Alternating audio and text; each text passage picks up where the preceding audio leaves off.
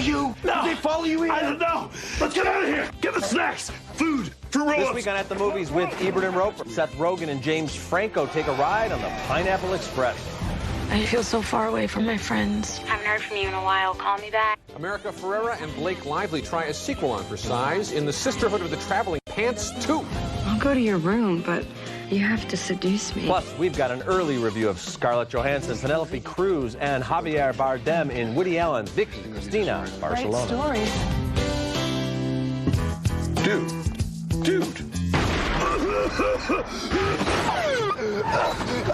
Who's that? Oh my God. Stoners witness a murder and alleged hilarity allegedly ensues. I am verifiably Michael Phillips of the Chicago Tribune. I'm Richard Roeper. Watching Pineapple Express is like sitting dead sober in a room with a bunch of stoned people who are laughing uproariously. They're having a great time. You're not. From the 40-year-old virgin to Knocked Up to Forgetting Sarah Marshall, hey, I've been a huge fan of the comedies rolling off the Judd Apatow assembly line, but like the second Harold and Kumar film, this is an uneasy blend of stoner comedy and violent action thriller. James Franco is the pot-dealing Saul. Seth Rogen is Dale Denton. Got a great job where you don't do anything. That's what I say. I wish I had that.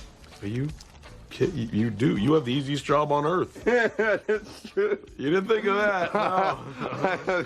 I do have a good job. Yeah, you do nothing. Thanks, man. I've always liked Rogen's work, and Franco does a nice job here playing a character who's basically an update on Brad Pitt's bong-toking Floyd from True Romance. When Dale witnesses a murder, the boys are on the run. I can't see the slushy. Turn on the wipers. It's not working. Well, kick out the window. Isn't that what they do? I don't know. How do you drive with one foot? I don't know. Oh, There's also a bizarre and kind of creepy romance between Dale and a high school girl.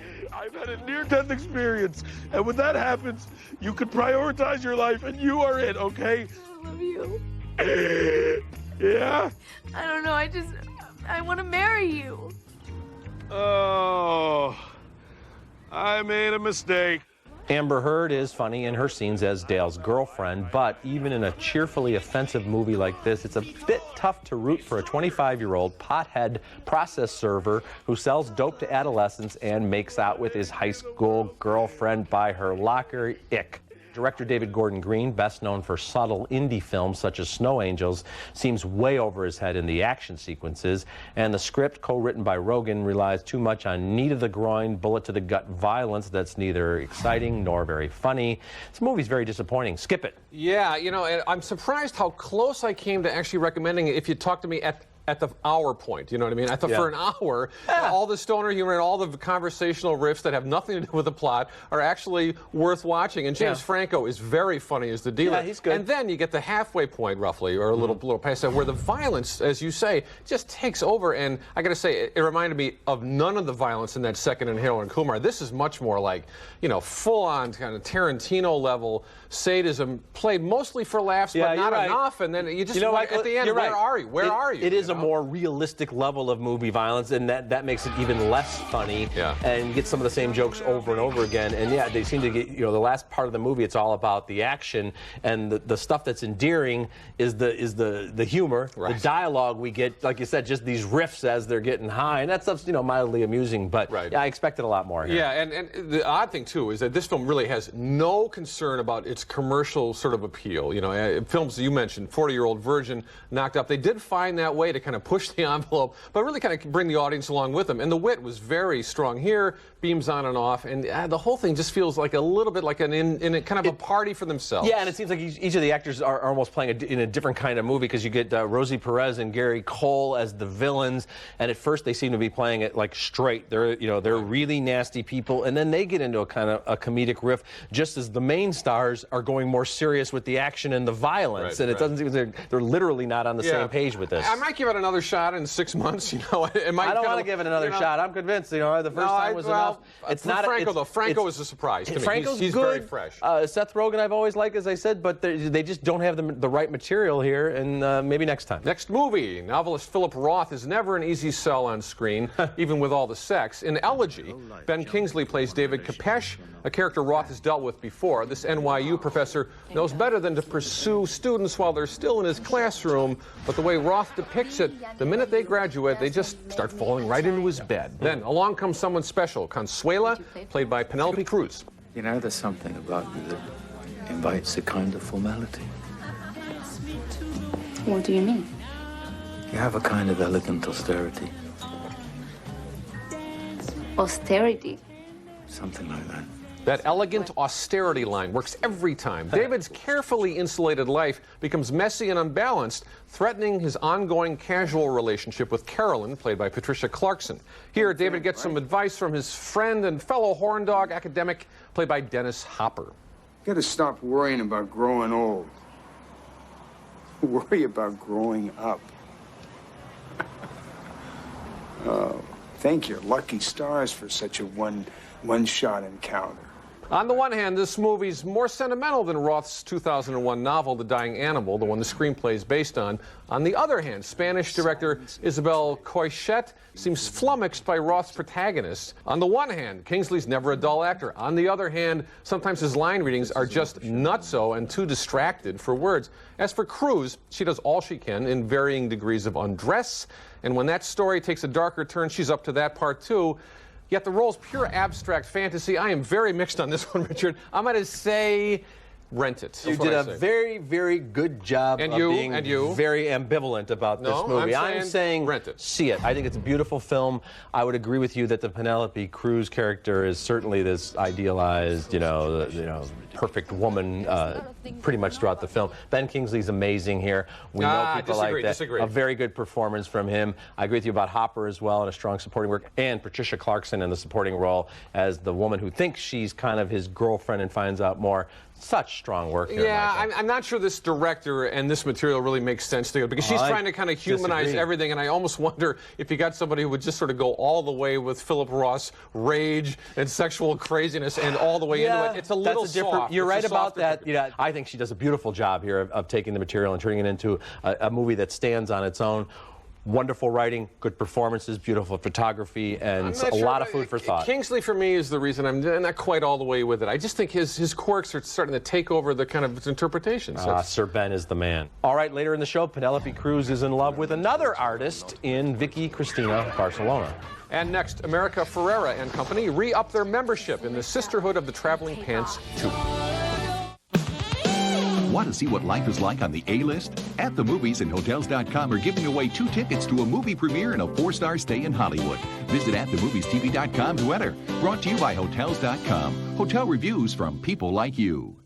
I'm gonna go. Yeah, let's jump. Wait, I'll dip my toes in the water. Oh my God, be careful. Yeah. 1, 2, 3.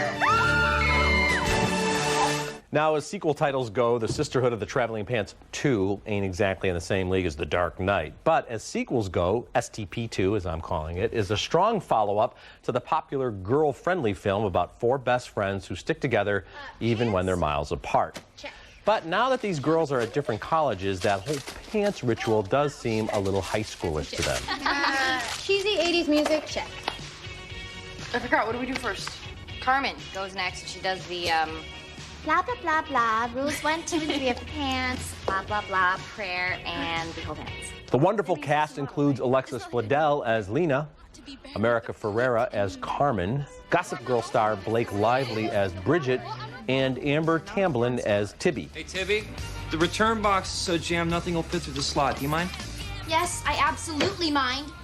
It's inconsiderate of the customers and interferes with the timely collection of late fees. I'm gonna call you back.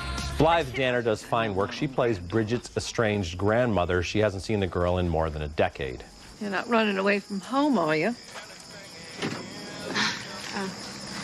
No, actually, I'm coming home from Turkey. It's an interesting sense of direction.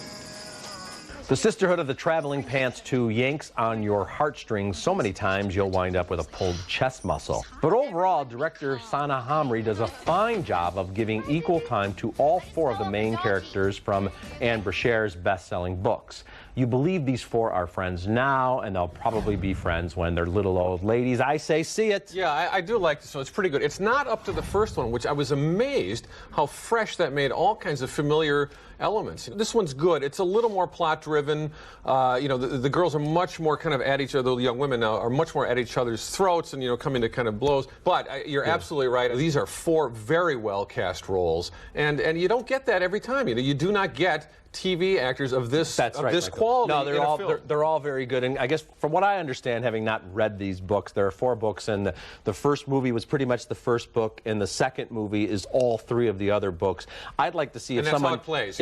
But if somebody has, you know, the interest and the wherewithal to do so, an original screenplay where maybe you picked up these characters 10 years down the road, I think it'd be interesting to see where they went if they can get all 4 actresses together. Right now, they have a wonderful chemistry, and it is a tough job to pace 4 stories because each time you're thinking, well, what about, you know, somebody who's over in Turkey? This feels a little more like a 2-hour television special tied to a series. I think it's better than that. I don't mean to denigrate the whole idea of that, but it's tough competition with the first film, and this one is satisfying, though. Coming up next, Penelope Cruz, Scarlett Johansson, and Javier Bardem. Apparently, they couldn't get any good-looking people to star in Woody Allen's Vicky, Cristina, Barcelona. And later in the show, I'll give you my picks for 3 to see, the best 3 movies in theaters right now. Things didn't work out for her, and she has to stay here. I don't like her for you. I don't trust her. Maybe she needs psychiatric help.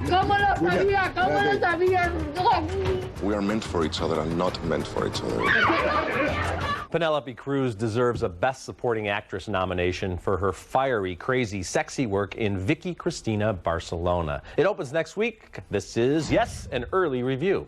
This is the latest male fantasy confection from Woody Allen and is a comfortable, consistently entertaining summer diversion. Allen's favorite 21st century muse is Scarlett Johansson, and I think she's getting more comfortable with each role. She plays the restless and romantically adventurous Cristina. The lovely and gifted Rebecca Hall plays her best friend Vicky. She's engaged to a nice but boring rich guy. The girls are spending the summer in Barcelona. Right. You're asking us to fly to Oviedo and back? No, we'll spend the weekend. I mean, I'll show you around the city, and we'll eat well, we'll drink good wine, we'll make love. Yeah, who exactly is going to make love? Hopefully the 3 of us. And of course, that's Javier Bardem. He plays Juan Antonio, a painter with huge appetites for just about everything. Wine, women, you name it. Penelope Cruz plays his tempestuous ex, Maria Elena. You went through my luggage? Of course I went through your luggage. First night I was in the house, I didn't trust you. I didn't believe you were who you said you were. I wanted to know who was really sharing the bed of my ex-husband. Juan Antonio, Cristina, and Maria Elena settle into a lusty and loving 3-way relationship, talk about a male fantasy, while Vicky questions her commitment to the comfortable but boring Doug. I have a handsome, lovely fiance who I make love with and also holds a very real place in my heart. And to be perfectly frank, Juan Antonio, if I were the type of person that played around, I don't think it's in the cards for us. So, Vicky, Cristina, Barcelona is a trifle. It's a beautiful postcard from Barcelona with gorgeous actors doing a great job of spinning Allen's signature dialogue. It's one of Woody's sexiest movies, but I don't know if that's saying much. He's always been better at depicting courtship and breakups than the actual lust and lasting love. Nothing terribly surprising or amazing happens here. The pleasure is just in the journey and in watching terrific work, particularly from Hall and from Penelope Cruz. So see it. Yeah, the best performer in this film is not on the poster. It is Rebecca Hall. She is very good. Yeah. And that part is, I think, closest to Allen's heart in a way. The more conflicted romantic who's kind of intrigued by these romantic possibilities that comes from getting out of your shell at home and kind of traveling. Here's the other thing. I think this is probably, along with Match Point, this is, you know, those 2 films of Allen's, maybe the only 2 out of the last 20 years worth since Crimes and Misdemeanors that really, I think, pop above a certain level of okay. See, you know, I think this is. There's something a little fresher about this. He also doesn't force the comedy. I think it's truly bittersweet. I know what you're saying, I mean, because Woody's films were so great in the 70s, but I guess I'm in the minority. I've appreciated a lot of his later films, and I think if you took his last 5 or 6 movies and they weren't directed by or written by Woody Allen, and it was some other filmmaker, people would be saying, oh,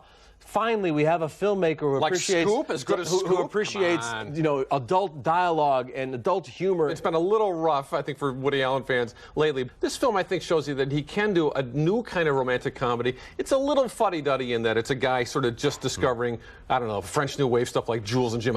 Three ways, you know. But it's better than that overall. And Rebecca Hall, terrific. Yeah, and Penelope Cruz. All right, next up. I don't think we have Penelope Cruz or Rebecca Hall or Scarlett Johansson or any of these people starring in this movie. It's called Hell Ride. Now, if you're looking for the film with the most gratuitous nudity and violence this year, I think we may have a winner. This Quentin Tarantino-produced biker movie is a wall-to-bloody-wall tribute to the B-movie flicks of the 60s. In fact, it's written and directed by Larry Bishop. Yes, he's the son of rat packer Joey Bishop, and he starred in some long-ago American international pictures like Wild in the Streets and, yes, The Savage Seven. He plays Pistolero, king of the baddest gang around. Eric Balfour plays a young hotshot named Comanche who comes to the legendary Eddie Zero for information. I don't think this is Dennis Hopper's first biker movie. You give me your colors, you little... What are you gonna do with these 8 other little p***s when I don't? Well, I'm gonna wine them and dine them. I'm gonna show them Paris. In a film filled with stylized, over-the-top performances, my favorite comes from Michael Madsen as the Gent. He's a psycho in a ruffled shirt.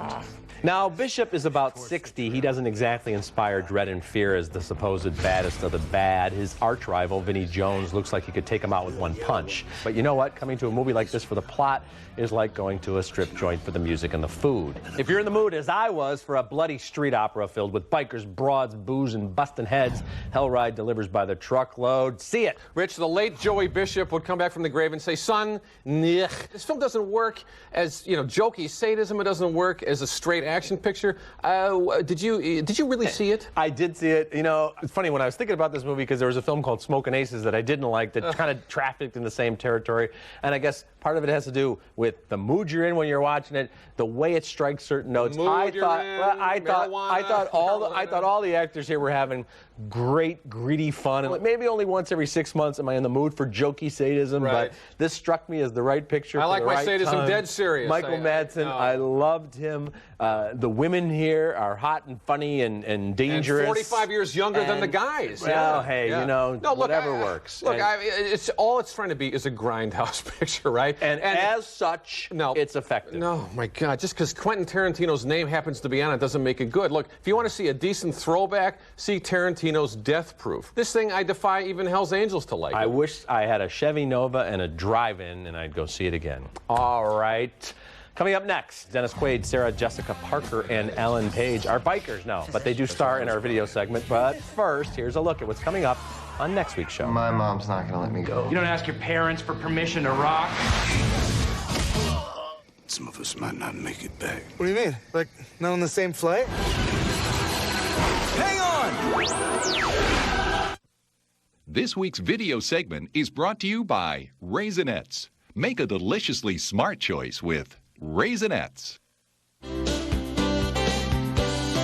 All right, looking at movies new on DVD. My pick this week is Smart People. You've got your Dennis Quaid and your Sarah Jessica Parker. Quaid, you know, he's got the gut and the hangdog look, and Thomas Hayden Church comes in as the brother who's going to rejuvenate everybody. And Ellen Page, another fine performance, playing a young Republican who is really, really, really driven. And I like this film. Yeah, I like it less than you do. Yeah. Good cast, though. Now, what do you and I'm still reeling from your recommendation on Hell Ride. Will I ever get over that? I don't know. My pick, America Ferrera, the star of TV's Ugly Betty and the Sisterhood of the Traveling Pants 2. She shot the low-budget indie How the Garcia Girls Spent Their Summer in Arizona 3 years ago, before the American version of Ugly Betty was even on the air. Ferrera is very good in Garcia Girls, but then so is everyone in this low-keyed story. And while not much happens in this town, it's enough to keep the characters' love lives engaged, along with the audience's attention. I like the film. Yeah, very good pick. I liked it as well. So both How the Garcia Girls Spent Their Summer and Smart People will be in stores on Tuesday. And we'll be back with my picks for 3 to see. The best... Hell Ride! Yeah, in hell I'll pick that one. The best 3 movies to see in theaters right after this.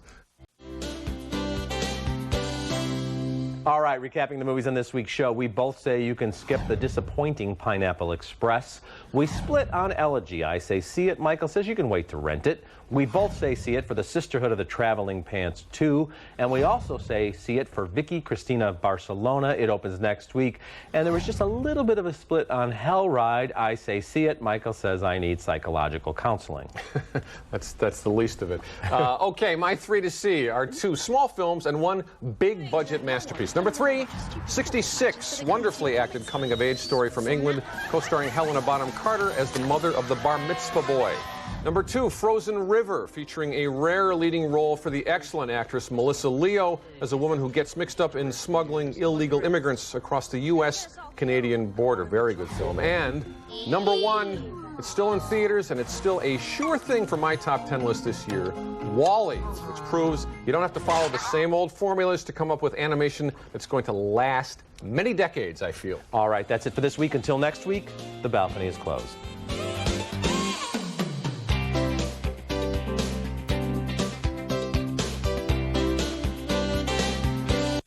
Discover America pancakes at IHOP. Hurry in for Washington Apple Crisp, Oregon Mixed Berry, and Louisiana Bananas Foster. IHOP. Table for one? Come hungry, leave happy.